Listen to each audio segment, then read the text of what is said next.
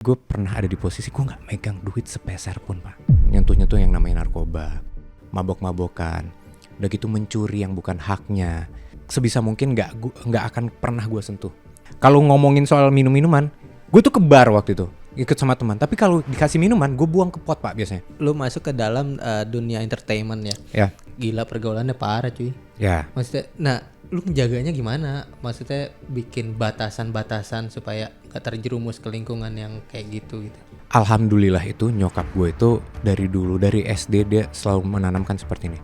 Nov, kemanapun hidup membawa kamu pergi, tetap nomor satu, agama nomor satu, dan jangan pernah bikin malu nama keluarga. Nah, sekarang lo dapet program kayak gitu, perjalanan spiritual lo seperti apa sih sehingga lo mendapatkan sebuah rezeki yang baik gitu loh? Amalan yang selalu gue lakukan adalah minta doa ke orang tua, Pak. Selama orang tuamu masih ada, agungkanlah. Berkah dari Allah itu lewatnya orang tua. Orang tua lo meridoi, Allah pasti ridho, Pak.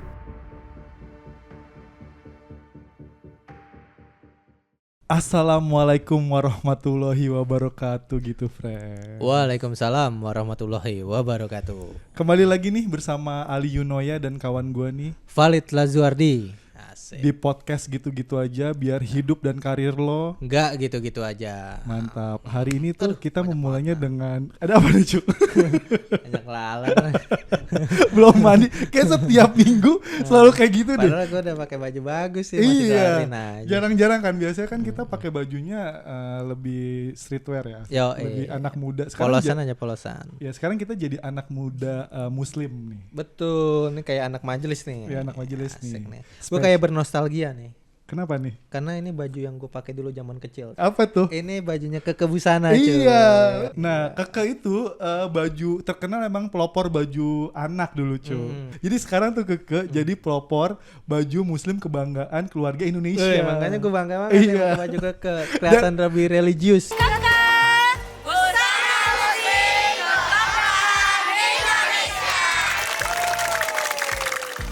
Jadi tuh kita kedatangan kawan gua, nih kawan gua yang tadi gue bilang kan, dia tuh punya program yang gue rasa tuh bagus banget buat kita anak Gen Z itu menangkap soal Islam. Ya, kita sambut aja nih, Bapak Anof. Wih, Bapak Anof Hari Prabowo. Assalamualaikum warahmatullahi wabarakatuh semuanya. Halo gitu friends, hari ini kita bakalan ngobrol sama kawan gue yang namanya Anof Hari Prabowo. Dia konten kreator, pernah jadi bintang iklan untuk beberapa brand, dan juga pemain film. Tapi di balik itu semua, dia punya perjalanan spiritual yang dalam banget. Dari dunia hiburan sampai akhirnya nemuin jalan yang lebih bermakna. Sekarang, Anof tuh ngebawain program Jalur Langit di televisi. Gue sengaja ngundang dia buat ngobrol-ngobrol di sini sama kita, karena gue rasa kisah Anof bakalan jadi trigger buat kita biar hidup kita nggak gitu-gitu aja. Kan biar gitu friends tuh lebih kenal dulu nih Baik. soal Anof Hari Prabowo. Ini ada hubungan apa sama Bapak Presiden kita? Waduh, nggak gitu juga dong. Nggak ke situ ya? Kan hari ada 8. Habis minggu Hari Prabowo. Oh, jadi ada yang unik dari nama gue itu ada yang unik. Jadi nama gue itu kan Anof Hari Prabowo. Iya. Jadi Anof itu sebenarnya singkatan. Anof itu kepanjangannya Anak November. Gue kan orang Padang ya. Iya, gue orang Padang gitu. aslinya. Unik Nah, orang Padang itu benar suka nyikat-nyikat. Kakak ipar gue Dude Harlino juga Dude itu 2 Desember. Iya kan? Iya. Anof Anak November gitu loh. Oh gitu. Nah, hari itu adalah kesingkatan juga. Singkatan dari nama kedua orang tua gue. Hasnul dan Rini. Nah, Prabowo itu pure gelar. Karena artinya bijaksana, bokap gue yang ngasih. Begitu. Tuh dari namanya ada ceritanya ya kan? Iya. Dan gue penasaran gini sih, Nov. Yang tadi lu ceritain tuh pengen banget kita digging lagi. Tapi sebelum ke sana, pengalaman karir lo dari awal lu lahir mungkin. Boleh. Jauh banget. Butuh 31 tahun dong buat ngejelasin. Sampai lu akhirnya bisa masuk ke dunia entertainment Oke. atau jadi host, itu gimana nih biar orang tuh lebih tahu, karena mungkin followersnya Anof udah tahu lah bahwa Anof ini tuh pencinta bola dan kontennya selalu tentang bola gitu kan. Tapi selain itu apa aktivitasnya Anov gitu? Selain seorang bapak gitu kan, Siap. apa yang dilakukan sampai akhirnya bisa mendapatkan sebuah program yang sebenarnya kalau gue bilang zaman sekarang ini program yang lumayan unik nih. Betul. Unik banget loh maksudnya. Apalagi kan TV kan sekarang udah nggak jadi diminati kan. Betul.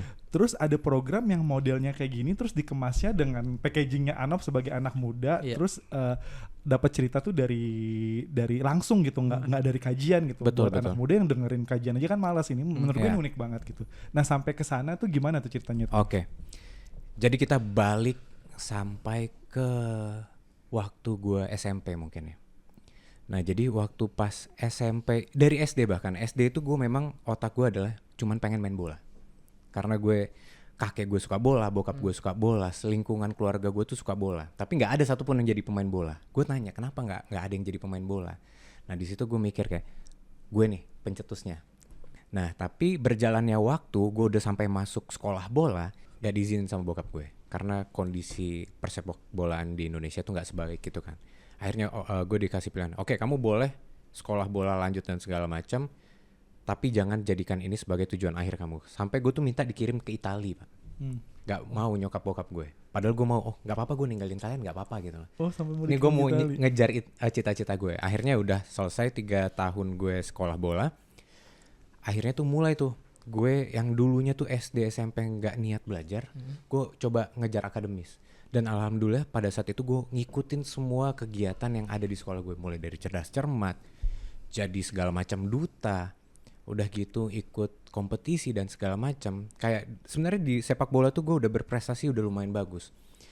Kayak jadi pemain inti, udah gitu setiap dari 7 turnamen yang gue ikutin cuman 1 turnamen yang gue nggak juara 1 Ini di Batam nih. di Batam. Di Batam. Sampai akhirnya tuh gue mewakili Kepulauan Riau untuk jadi perwakilan tim sepak bola di Pekan Olahraga Nasional Siswa waktu itu. Itu lu udah Porda atau Udah Porda. Porda ya? Ya, Oke. udah mewakili provinsi di Iya. nasional Iya. bahkan di Palembang. Tapi akhirnya karena bokap gue ini hobi, bukan tujuan akhir. Ya udah, gue lepasin itu. Akhirnya gue fokus buat sekolah lah akhirnya. Nah, akhirnya waktu pas SMA mulai deh ngikutin semua kegiatan dan alhamdulillahnya juara 1 semua, Pak. Ikut pemilihan duta siswa anti narkoba menang. Iseng ikut fashion show menang. Ikut cerdas cermat sama sekolah menang. Nah, Anaknya menangan banget ya. Iya. iya itu Pak, itu yang gue bingung. Padahal nggak ada amalan apa-apa tuh, sholat tinggal, nongkrong, naik motor sama anak motor, kok bisa menang kayak gini kan, gue bingung juga. Ikut audisi segala macam menang. Nah akhirnya tuh batu lompatan gue tuh 1. Jadi tahun 2011 itu ada yang namanya IM3 Mobile Academy. Jadi itu ajang pencarian brand ambasadornya IM3 satu Indonesia. Itu tiba-tiba ada di mading sekolah gue dan rewardnya lumayan. Jalan-jalan ke luar negeri, dapat BlackBerry paling mahal, uang saku, sama publikasi ke media nasional. Nah akhirnya ikut tuh seleksi kota, juara 1. Habis itu langsung mewakili kota Kepulauan Riau di nasional dari Sumatera bagian utara. Itu kayak Aceh, Medan, Sumatera Barat, Riau, dan Kepulauan Riau. Nah di situ kita kumpul satu Indonesia, dilombain di Jakarta. Dari iseng-iseng lo bisa mewakili provinsi lo, itu luar biasa. Iya. Gue nggak ada beban sama sekali, Pak. Jadi ya udahlah, gue punya teman baru, dapat uang jajan, gue bisa happy dan segala macam kan, belajar hal baru.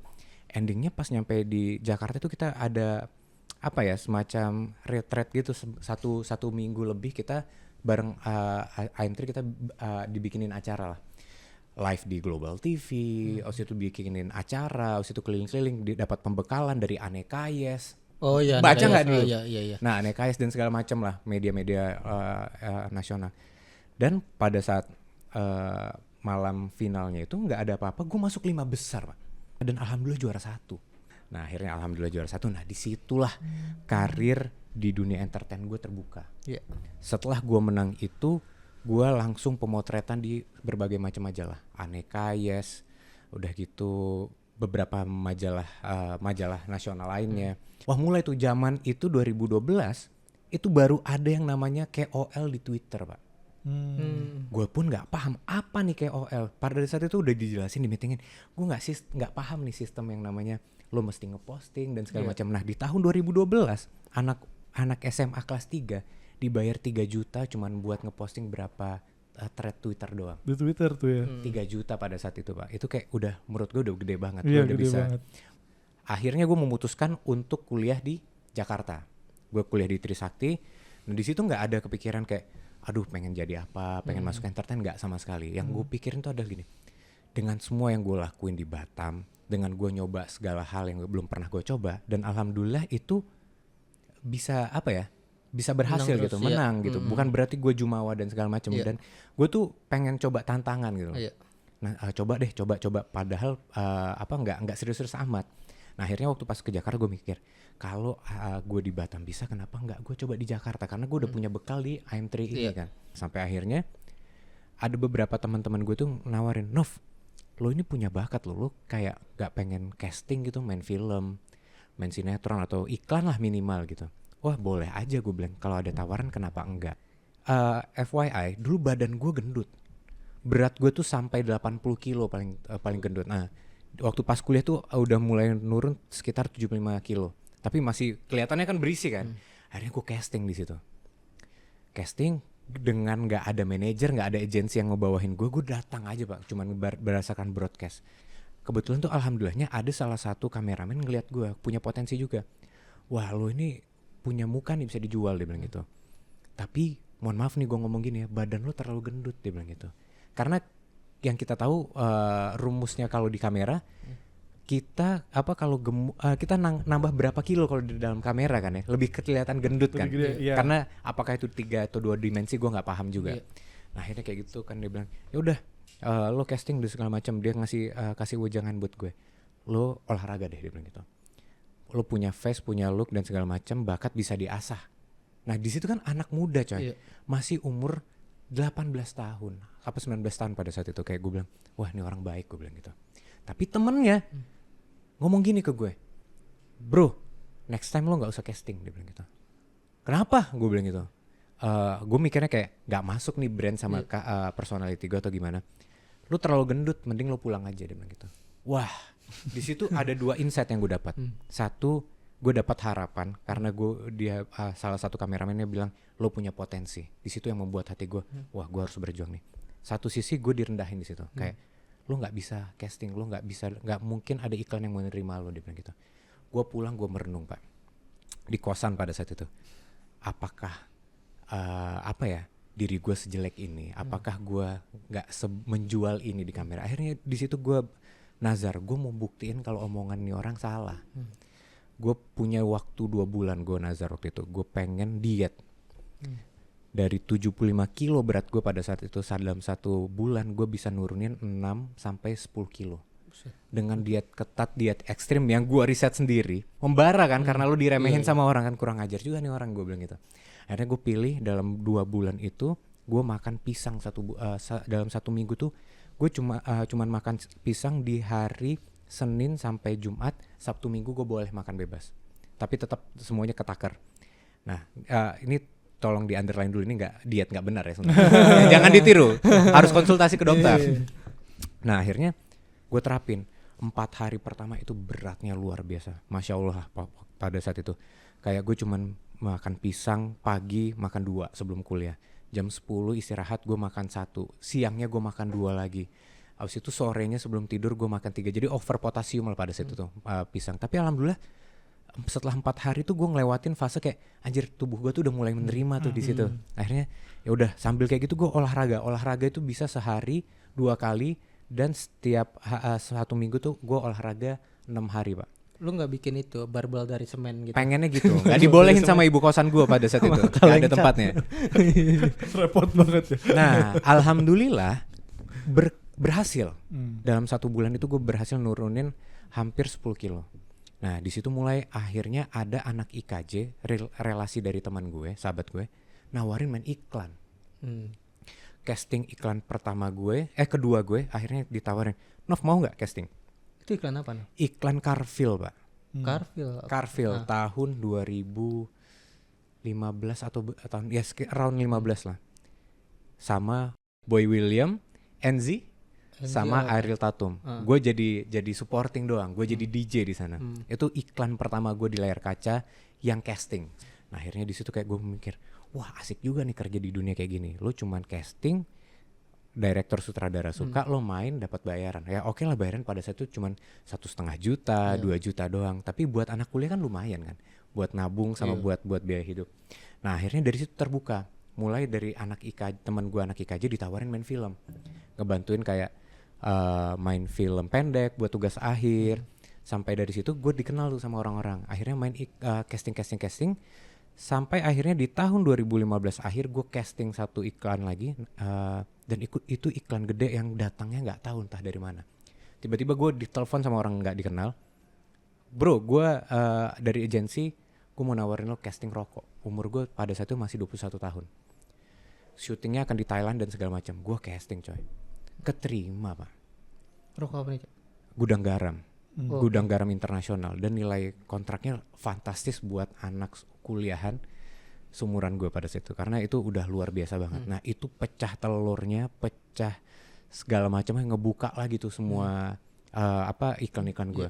Semenjak saat itu persentase gue bisa keterima lolos casting itu ibaratnya 85% tuh udah pasti dapat. Mungkin pada saat itu lagi jenuh pengen ada rolling generasi lagi kan jadi talent. Alhamdulillah gue dapat waktu itu. Gue tuh pada saat itu nge-branding diri gue. Gue ini Anov. Gue tuh anak kuliahan, fakultas hukum. Udah gitu gue hobi olahraga, lari, main bola. Gue suka bermusik juga pada saat itu. Dan kerja di dunia entertain. Nah itu yang termindset sama orang-orang setiap kali ngeliat Instagram gue. Terlepas satu sisi ada sisi negatif, bukan negatif, sisi yang orang nggak sukanya, gue terlihat narsis. Nah tapi dari narsis itu ternyata yang membuka jalan gue untuk dapat kerjaan di dunia entertain. Nah sebelum ini juga gue ini jarang banget gue ceritain di dunia di khalayak umum. Oh ini asik Baru banget. kali ini Baru doang kali ini. Ini baru pertama kali gue umbar di media nih. Mantap. Jadi balik waktu pas gue kelas 3 SMA itu gue suka nyanyi yang tadi yang best vokalis dan segala macam. Gue itu dulu pernah audisi buat jadi vokalisnya Yovie and Nuno. Oh iya. Iya. Nah alhamdulillah waktu itu Angkatannya sama Dikta. Dikta itu. Iya kan waktu itu dulu Dikta sama Dudi Oris kan. Iya. Nah Dudi kan cabut. Nah Dikta nyari penggantinya, tandemnya kan. Nah itu gue ikut waktu itu. Okay. Berawal dari gue kenal sama salah satu membernya Kahitna waktu itu. Nah Mario Ginanjar kalau tahu vokalisnya. Halo Mas Mario. Kalau Mas Mario. Halo Mas Aryo. Jadi dia kayak ngeliat lo punya potensi, kenapa lo nggak nyoba? Lo punya sampel suara nggak waktu itu? Dia bilang, oke, ini gua kirim ke Mas Yofi ya. Ternyata Mas Yofi boleh nih kita tes nih audisi. Anak umur 17 atau 18 tahun lah waktu itu kan. Dapat tawaran Yovie and Nuno, kenapa? Gimana nggak happy? Dan gue pada saat dulu ngefans banget sama Yovie and Nuno, Kahitna. Siapa sih yang ngefans sama mereka kan? Akhirnya ya udah dapat tawaran itu, gue semangat banget. Di situ gue latihan vokal dan segala macam, lolos sampai 10 besar nasional. Jadi gue nggak perlu ikut audisi yang per regional, gue langsung diterbangin ke Jakarta, langsung diiringin sama Yovie Widianto waktu itu di Dharma Wangsa. Ketemu sama Dikta dan segala macam, semua Yovie Widianto Music Factory lah semua waktu itu kan. Akhirnya sampailah 8 besar per 10 besar, gue tes nyanyi di situ. Nah di situ yang gue berhenti. Ternyata finalisan itu punya bakat yang lebih daripada gue, karena gue masih muda banget kan. Akhirnya gue nggak lanjut tuh. Nah jeleknya gue di situ pak. Anak muda baru tahu yang namanya rejection. Kecewa banget tuh ya. Kecewa banget. Karena baru kali itu. Kan lo tahu sebelumnya kan. Gue bilang Menangan ikut terus. menang terus. Iya benar. Itu rejection gue di dunia musik. Di situ kayak gue. Di situ betapa hancurnya hati ini pak. Kayak lirik lagu kan. Akhirnya kayaknya gue nggak bisa deh di dunia musik. Terlepas gue suka nyanyi. Akhirnya ya udah gue tinggal aja. Musik bukan jalan hidup gue bilang gitu. Emang sekecewa apa lo? Karena kan biasanya lo menang-menang terus, tapi kali ini tuh dapat penolakan. Maksudnya sekecewa apa sampai ngaruh ke hidup lo tuh? Wah di situ kayak gue mikir, gue waktu itu ini lucu juga sih. Gue mikir kayak gue baru masuk kuliah. Dan pada situ audisinya sampai 10 finalis 10 besar itu kayak gue udah mikirin gue insya Allah gue masuk nih, gue berdoa, gue sholat dan segala macamnya, gue harus masuk. Abis itu gue nggak usah kuliah, gue nyari duit, gue bisa sukses. Di otak gue kayak gitu, Pak. Dan lu baru sholatnya pas itu doang? Enggak ya? dong. Masa begitu? Masa begitu? Cuma kayak pengen sesuatu. Nah, sampai akhirnya, tapi itu nggak gue umbar sama sekali Hmm. ke teman-teman gue yang pada saat itu, yang tahu tuh cuma nyokap sama orang terdekat gue. Bahkan keluarga besar gue tuh nggak mau gue kasih tahu, karena lu tahu kan nyokap mulutnya gimana. Wah, anak gue nih, Iya. doain ya. Padahal belum jelas masuk nih kan. Kecuali kalau Beban udah- tuh jadi beban. beban jadinya. Akhirnya ya udah, doain. Karena nyokap gue cuma pesan satu, Nov, kalau mau main di dunia entertain hati-hati. Dunianya wah, hingar-bingarnya luar biasa, Nah, godaannya luar biasa. Jangan sampai kamu salah langkah malah masuk ke dunia gelap, dia bilang gitu. Siap, gue bilang gitu kan. Akhirnya udahlah, hancur lah itu. Akhirnya gue ninggal itu, gue fokus kuliah nih di Trisakti. Alhamdulillah berjalannya waktu tadi casting iklan. Jadi gue sambil kuliah, gue sambil kerja. Sampai akhirnya di semester 2 terakhir itu gue nggak minta lagi duit sama bokap gue. Udah bisa bayar uang kosan sendiri, uang kehidupan gue udah bisa gue support sendiri. Bahkan gue alhamdulillah bisa kasih hadiah lah buat bokap, walaupun kecil, tapi gue kasih nyokap bokap gue gitu kan. Tapi gue mau masuk ke sana sih, Nov. Masuk Ya. lu masuk ke dalam dunia entertainment ya. Ya. Kan di situ ya gue ngeliat lah teman-teman gue yang di entertainment gitu ya. Gila, pergaulannya parah cuy. Ya. Maksudnya, nah lu menjaganya gimana? Maksudnya bikin batasan-batasan supaya gak terjerumus ke lingkungan yang kayak gitu. Alhamdulillah itu nyokap gue itu dari dulu, dari SD dia selalu menanamkan seperti ini. Nov, kemanapun hidup membawa kamu pergi, tetap nomor 1, agama nomor 1, dan jangan pernah bikin malu nama keluarga. Itu kelas 4 SD dia ngomong kayak gitu ke gue. Gue selalu berpikiran kayak, jangan sampai tuh nyentuh-nyentuh yang namanya narkoba, Iya. mabok-mabokan, udah gitu mencuri yang bukan haknya. Kan banyak yang gitu-gitu kan. Maksud itu hal-hal kriminal dan segala macam itu nggak, apa ya, gue sebisa mungkin nggak akan pernah gue sentuh. Nah itu dari omongan nyokap gue itu yang membentengi gue sekarang untuk bisa menjaga diri di dunia entertain, Pak. Iya. Soalnya kan kayak tipis banget gitu loh batasannya Betul. di dunia entertainment. Kayak kalau lu minum ya kayak jadi wajar gitu loh kalau di dunia entertainment. Betul. Gitu gak sih? Wah, ini kocak juga. Ada nomor yang nggak jelas tiba-tiba, Nov, lu bisa nggak sih? Bisa apa nih? Iya. Gitu-gitu ada, Iya, Pak. iya.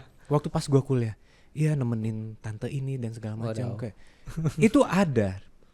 Nah, kalau ngomongin soal minum-minuman, gue tuh ke bar waktu itu, ikut sama teman. Tapi kalau dikasih minuman, gue buang ke pot, Pak, biasanya.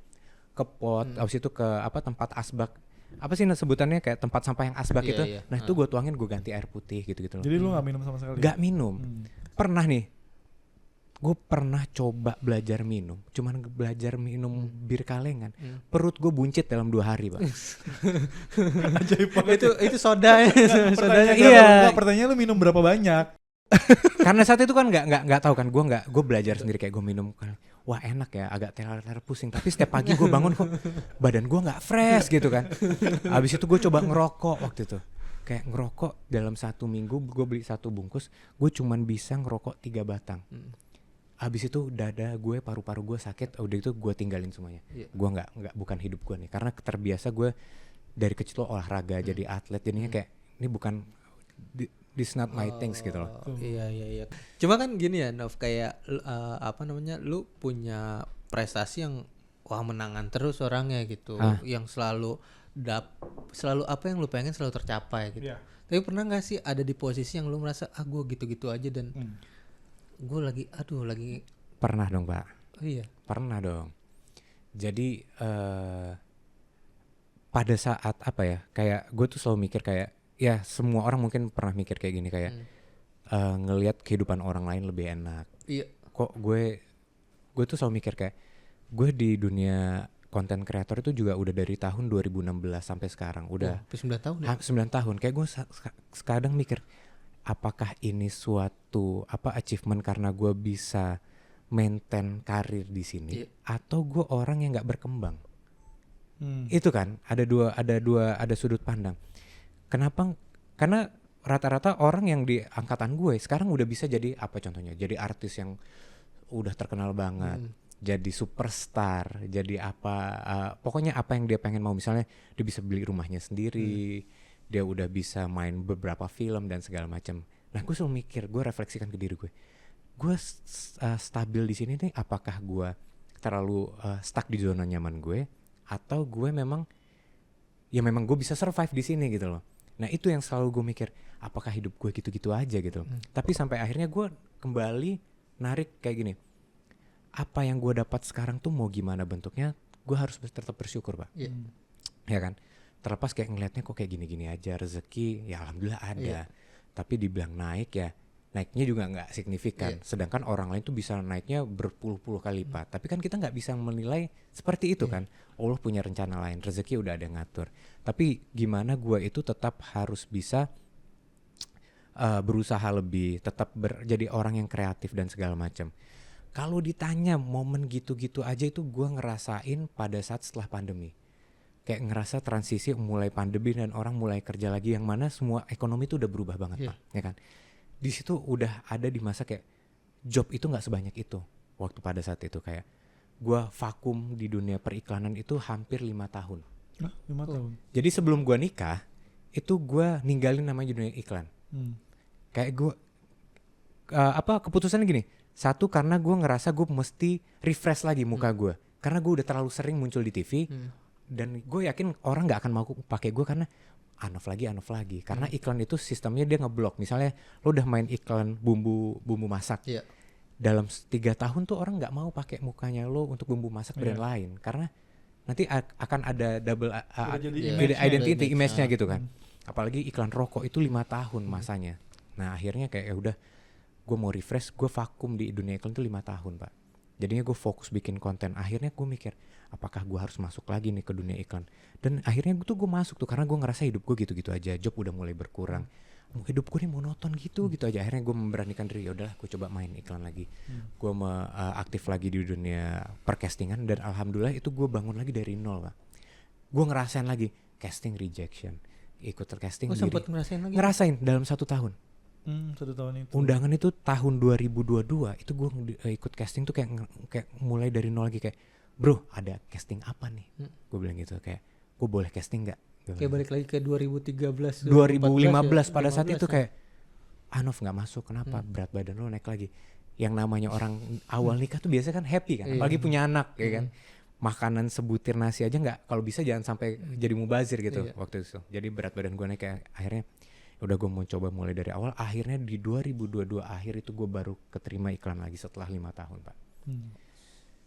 Nah itu berjuang lagi dari awal. Alhamdulillah. Ngebangun lagi ya. Iya. Nah kalau program TV ini gimana tuh ceritanya masuknya? Nah lucu, gue juga nggak paham tuh kenapa. Gue sebenarnya ini menurut gue ini jalan rezeki yang nggak disangka-sangka sebenarnya.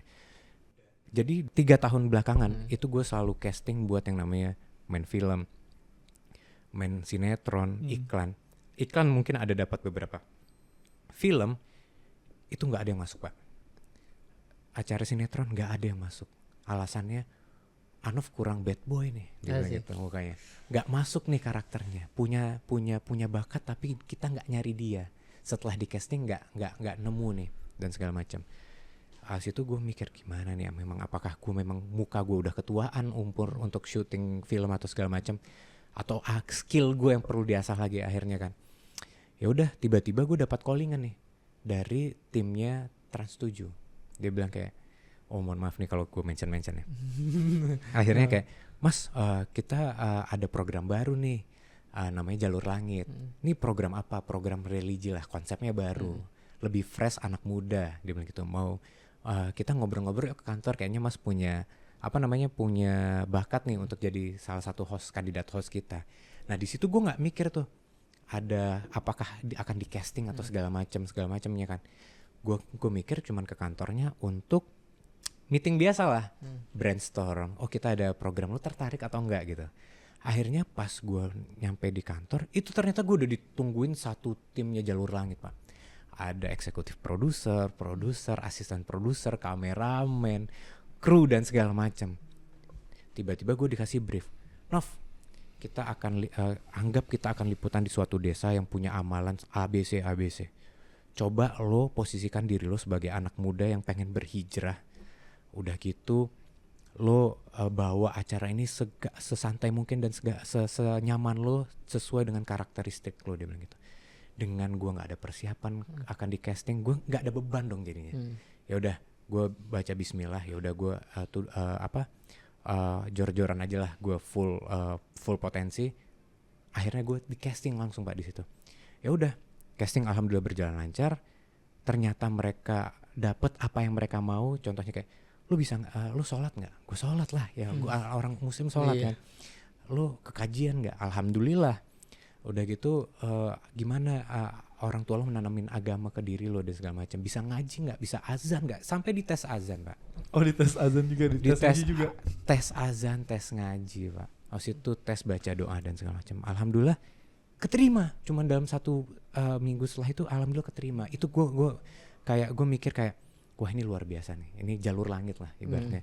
Gue bisa diterima kayak yang nggak punya portofolio sebelumnya di layar televisi, tiba-tiba gue bisa masuk dan alhamdulillah sampai sekarang jalan 7 bulan gitu. Waduh, Itu termasuk life changing buat lo gak di situ? Life changing banget. Gue ketemu sama orang banyak yang luar biasa, orang yang punya amalan luar biasa, dan gue belajar banyak hal lah. Mulai dari agama, silaturahmi, sama belajar gimana yang namanya kerja di dunia entertain di stasiun TV. Tapi gimana hidup sebagai content creator, karena ini bukan hal yang baru buat kita ya cuy ya, tapi somehow tuh kita tuh mikir content creator itu ya tadi hobi kah atau memang itu jadi pekerjaan gitu. Gimana hidup sebagai content creator itu di tengah sebuah kompetisi yang banyak banget, orang bikin konten kan pasti banyak banget kan. Betul, tiap harinya ada content creator baru kan. Iya, apalagi yang gimana sekarang, lo bisa survive. Iya, apalagi yang sekarang jadi peminatnya kan content creator yang receh-receh gitu. Betul. Dan ini nambah 2 nih content creator. Nambah 2 kita. Nambah susah aja nih persaingan. Makanya itu gimana hidup sebagai content creator no? Gimana ya? Kalau gue ngerasanya karena gue nggak menjual kehidupan pribadi gue, tapi gue nggak menyalahkan orang yang menjual kehidupan pribadi ya, itu sah-sah aja. Tergantung gimana pribadi masing-masing lagi mau apa yang kalian tonjolin gitu kan. Gue mau jual tapi nggak ada mau beli lagi gimana? Itu dia. Pada saat ini mungkin berapa waktu ke depan mungkin ada yang doyan kan. Itu juga cuma 1. Nah, gue tuh selalu mikir dia doang yang beli. Gue tuh selalu di dunia konten kreator itu kayak gue ngerasa kayak gimana lu dituntut untuk sekreatif mungkin tiap hari. Ada ide-ide. Nah kadang tuh gue tuh idenya banyak banget Pak. Tapi kadang tuh ada aja excuse-nya, ada aja alasannya kayak aduh kalau gue mau bikin konten begini harus ada orang yang bantuin gue. Alatnya harus gini, harus ini. Itu biasanya salah satu kendala yang sering gue hadapin. Dan gimana lu ngelawan rasa jenuh lu bikin konten. Aduh males nih. Yang namanya kita kerja nggak cuman konten kreator kan ada aja malasnya kan. Bikin podcast siapa yang mau kita undang, capek cuman hari Rabu lagi gitu ya. Kena nih. Jadi kayak gitu ini kayak gini-gini aja nih hidup nih. Gue tuh selalu mikir kayak gitu, kayak orang habis itu ngelihat engagement kan, kadang tuh ngelihat likes-nya dikit banget, engagementnya dikit banget tuh itu bikin stres Pak. Nah satu lagi nih yang belum gue share ke orang banyak. Oh ini satu lagi nih yang belum satu share lagi nih teman-teman. Jadi ini nih. Gue itu tahun 2023 jadi ada titik di mana gue stres karena hidup gue gitu-gitu aja Pak. Waduh. Kenapa tuh? Karena job sedikit, gue ngerasa gue stagnan. Udah gitu gue nggak ada suatu hal yang baru buat gue. Sampai gue botak Pak. Iya. Botak kepala gue di sini. Jadi waktu itu habis dari barber tiba-tiba bini gue, kok kepala kamu botak? Hah? Panik gue. Gue langsung rontok gitu. Rontok. Jadi tiba-tiba di tengah-tengah ini ada botak kecil. Segini lah nih. Lumayan kan? Akhirnya udah gue lihat kaca. Wah gue panik, gue di situ gue langsung research kenapa botak dan segala macam. Ternyata stres pikiran. Iya. Karena gue ngerasa hidup gue gitu-gitu aja. Ya udahlah gue mikir sama istri gue apakah gue harus lebih santai atau gue harus gimana. Akhirnya cerita ke nyokap bokap. Di situ gue dapat pesan dari nyokap. Namanya hidup itu pasti naik turun dia bilang gitu. Gak usah ditanggapin terlalu serius kalau kamu hari ini belum sukses. Kamu ngeliat orang hari ini bisa lebih sukses dari kamu, santai aja. Akan ada waktunya. Selama kamu tetap optimis, kamu tetap berikhtiar, tetap berusaha, suatu saat Allah pasti akan ngasih kamu rezeki juga. Yang namanya rezeki itu kan ada beberapa. lo pengen sesuatu lo langsung dikabulkan pada saat lo mau. Kedua, ditunda atau diganti sesuai dengan kebutuhan lo, ya kan? Mungkin lo pengen mobil Ferrari, tapi lo nggak butuh, lo cuman butuh Agya, Pak. Ya dikasihnya Agya gitu loh. Nah, gue dari situ, dari nyokap gue kayak, wah bener juga. Dari situ gue mulai kayak bijak ngadepin hidup. Hari ini gue nggak punya uang buat bayar ABC, pengen ini, pengen itu. Tapi nanti mungkin bulan depan, berapa hari ke depan ada. Dan ternyata itu benar. Allah tuh kalau udah berjanji nggak akan bohong, ya kan? Selama kita mau beribadah, berdoa dan meminta sama Dia, urusan rezeki biar Dia ngatur. Salah satu yang gue pelajarin dari obrolan kita ini adalah tentang gimana kita mensyukuri apa yang sebenarnya kita dapat. Baik. Kayak lu life changing banget, kehidupan lu begitu mulus, lu menang berbagai macam sangat random ya, tapi semuanya menang. Iya, semuanya itu random itu parah. random banget, tapi lu semua tuh dapat achievement di situ. Terus kemudian ada orang yang mungkin jalannya sama lu, tapi sekarang dia tuh lebih melesat jauh gitu. Tapi lu bisa terima bahwa ya rezeki gue di sini gitu ya. Nah, terus kemudian life changing ke jalur langit.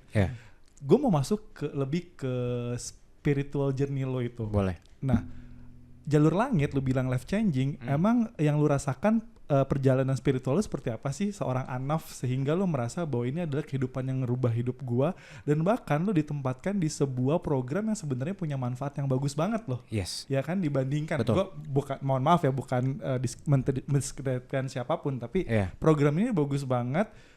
Keislaman, terus kemudian lu bisa menyebarkan kebaikan gitu. Padahal yang tadi kita ceritain kan bahwa dunia entertainment itu begitu gelap. Tipis banget, betul. Iya, begitu gelap gitu kan. Nah, sekarang lo dapat program kayak gitu. Perjalanan spiritual lo seperti apa sih sehingga lo mendapatkan sebuah rezeki yang baik gitu? Oke. Jadi sebenarnya gue pun juga bingung kenapa gue bisa dapat rezeki kayak gitu untuk bisa jadi host di Jalur Langit. Satu sisi mungkin karena gue bersyukur punya orang tua yang dari kecil, dari gue usia dini selalu ditanamkan sama namanya pendidikan agama. Jadi gue tuh diajarkan dulu taat, maksudnya tuh kayak lu nggak boleh tinggalin sholat itu adalah tiang agama. Kalau lu sholat aja udah, tinggal gimana lu mau berkomunikasi dengan Tuhan lo, sama Allah gitu kan. Nah itu udah terpatri di diri gue dari dulu. Jadinya kalau dibilang hidup gue agak amburadul, nggak amburadul Pak. Itu bersyukurnya gue di situ karena memang ajaran nyokap bokap gue. Nah, apa yang membuat hidup gue tuh berasa bersyukur dan life changing banget setelah menerima Jalur Langit ini? Gue tuh suka berpikir gini, apa yang kita udah pelajari tuh kadang kita ngerasa wah udah cukup kan. Ternyata di luar sana masih banyak banget orang yang punya amalan yang luar biasa banget Pak. Kita ngerasa kita udah belajar sama guru mana, habis itu kajian apa, udah bisa baca Al-Quran, kadang baca artinya, udah bisa sholat sunnah, bahkan udah kadang masih udah bisa sholat tahajud, sholat duha dan segala macam.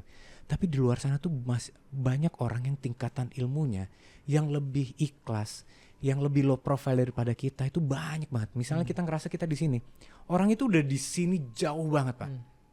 Nah di situ gue mulai belajar. Jadi orang tuh nggak boleh sombong. Jadi orang itu harus nunduk ke bawah.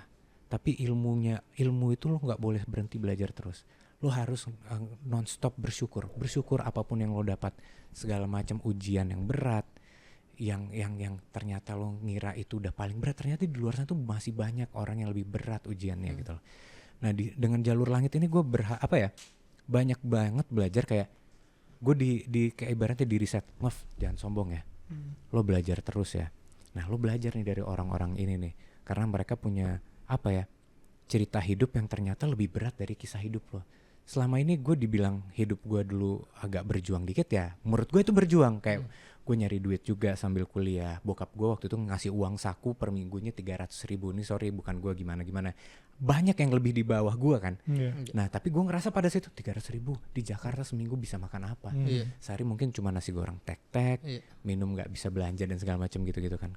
Setelah itu gue mikir, oh ternyata tuh gue masih dikasih kelebihan rezeki yang luar biasa, tapi kalau kok nggak bersyukur gitu loh. Dari sini gue belajar, ternyata gue tuh masih fakir Pak, masih nggak ada apa-apa dari mereka. Orang yang udah lumpuh, mereka yang punya penglihatan yang nggak sempurna, keluarganya ada yang meninggal, usahanya hanya hancur sampai di penjara, habis itu punya utang miliaran rupiah, gimana dia bisa bangkit dari kecelakaan, itu nggak apa ya, itu yang ternyata menyadarkan gue, Nov, lebih lagi bersyukur, menuntut ilmu agama itu penting. Mungkin jalur langit ini sebagai apa ya, keberkahan dari Allah untuk gue menjadi pribadi yang lebih baik. Anop nih hidupnya mulus-mulus aja cuy. Waduh, apa yang dia pengen gitu, Pak. tercapai gitu sampai kayak dia kayak dibersihkan gitu dari kayak tadi mau masuk film yang udah ada kontrak tapi ada aja situasi dan kondisi yang enggak memungkinkan dia harus tanda tangan gitu. kayak di seakan-akan dilindungi gitu sampai masuk ke program jalur langit ini. Kan kayaknya ada nih amalannya apa sih nih gitu. Kalau sholat 5 waktu itu wajib. Itu nggak boleh ditinggalin gitu. Ini selain dari sholat 5 waktu apa yang gitu? lu pegang tuh? Jadi yang waktu pas tahun 2023 itu kenapa gue sempat stres itu, gue mikir kayak apa yang kurang dari gue? Apakah gue jarang ibadah, gue nggak kencang, agak longgar gitu kan? Akhirnya tuh gue mikir ya udahlah, coba gue refresh lagi, kayak mulai buka Al-Quran. Nah kadang tuh kan biasa kayak gini, pernah nggak sih ngerasain kayak kita tiba-tiba random buka Al-Quran, terus itu tiba-tiba nemu surat gitu. Iya kan, itu tuh ada aja, bukannya gue gimana-gimana, tiba-tiba kayak baca artinya latinnya kayak wah relate gitu, relate sama kehidupan kita yang sekarang.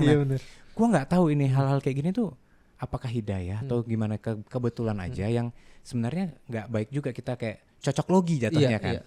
Tapi kadang hal-hal kayak gitu tuh berimpact ke diri gue, kayak gitu, kayak kadang buka Al-Quran surat apa muncul, gue baca artinya, oh ternyata lo jadi manusia nih satu apa, harus bersedekah Pak, bersedekah. Udah gitu segimanapun lo hidup susah sekarang, orang dulu tuh hidup udah lebih susah daripada, dan pernah ngalamin apa yang lo ngalamin sekarang, dan mereka bisa keluar dari sana. Kenapa lo hidup terlalu dipikirin, nggak dibawa mati Pak? Nah itu gue kadang-kadang buka Al-Quran, gue nemu hal-hal kayak gitu. Nah dari situ gue kayak mikir, ngapain ya hidup gue bikin ribet, ya udah relax aja. Akhirnya gue mulai tuh kayak kencengin sholat yang tetap sholat fardu, tapi coba sholat tepat pada waktunya. Terus itu yang sunnah itu kan kadang agak berat ya. Kadang kita punya kegiatan kayak contohnya kayak gini tadi, sholat asarnya sholat zuhur aja mepet gitu kan, karena habis ada kegiatan. Terus itu pada saat itu amalan yang memang gue rutinkan pada saat itu adalah sholat duha waktu itu. Jadi gue sebelum ini tuh susah banget Pak sholat duha Pak. Kayak ngerasa kenapa sih sholat duha itu bisa jadi pelancar rezeki. Yang gue tahu setelah gue pelajari, sholat duha tuh ada 3 waktunya. Awal waktu, pertengahan, sama akhir waktu. Nah ini ternyata punya keutamaan yang beda-beda.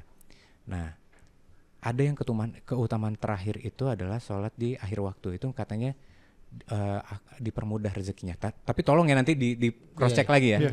Nah di situ kayak sholat duha pun juga bervariasi. Maksudnya tuh lo bisa kerjain 2 rakaat bisa, 4 rakaat bisa, 6 rakaat sampai ganjil lah gitu. Akhirnya sampai untuk berapa rakaat itu ganjarannya adalah diberikan kelancaran dalam rezeki. Nah itu yang gue amalin pada saat itu Pak. Sebelum gue masuk ke sini tahun 2023 itu, setiap kali lagi antar anak sekolah, gue nunggu dia sekolah, karena gue nggak ada kerjaan pada saat itu. Karena dunia content creator itu kan kerjaannya freelance kan. Kalau ada kerjaan lo kerja, kalau nggak ada kerjaan ya lo ya berkreasi dengan kreativitas lo gitu. Ya udah setiap pagi gue rajin sholat duha pada saat itu. Alhamdulillah gue ngerasa dilancarkan di dalam rezeki. Kedua adalah amalan yang selalu gue lakukan adalah minta doa ke orang tua Pak. Apapun yang pengen gue lakuin di hidup gue, misalnya kayak hari ini misalnya kayak contohnya, Mah hari ini ada podcast nih pertama kali misalnya gitu, doain kayak ngomongnya semoga nggak ngomong yang aneh-aneh gitu ya, dan semoga omongan ini tuh jadi omongan yang bermanfaat, nggak jadi senjata makan tuan. Ternyata apa yang gue omongin ini malah ternyata ngejatuhin diri gue sendiri. Nah itu, Mah hari ini mau traveling, doain yang malah lancar. Karena setelah gue jauh dari orang tua, gue baru tahu ternyata doa orang tua itu semustajab itu Pak. Itu yang gue pegang, 2 amalan itu pada saat gue lagi terpuruk pada saat itu. Oh luar biasa ya. Wah mantap. Dan itu berkali-kali gue pernah ada di posisi gue nggak megang duit sepeser pun Pak. Lu harus tahu, kayak istri gue itu pernah rekening gue tuh 0. Sampai gue berutang ke istri gue itu pernah. Tapi gimana gue nggak kalut. Gue selalu berpikiran, oke, ini nggak selamanya. Selama lo mau bersabar, ikhlas, dan lo mau berusaha, insya Allah Allah kasih jalan.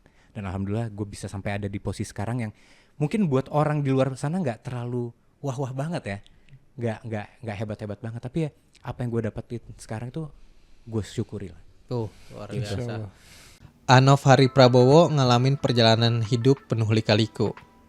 Dari cita-cita jadi pemain bola, masuk dunia entertainment, hingga akhirnya jadi host program religi Jalur Langit. Dia banyak banget belajar dari kegagalan.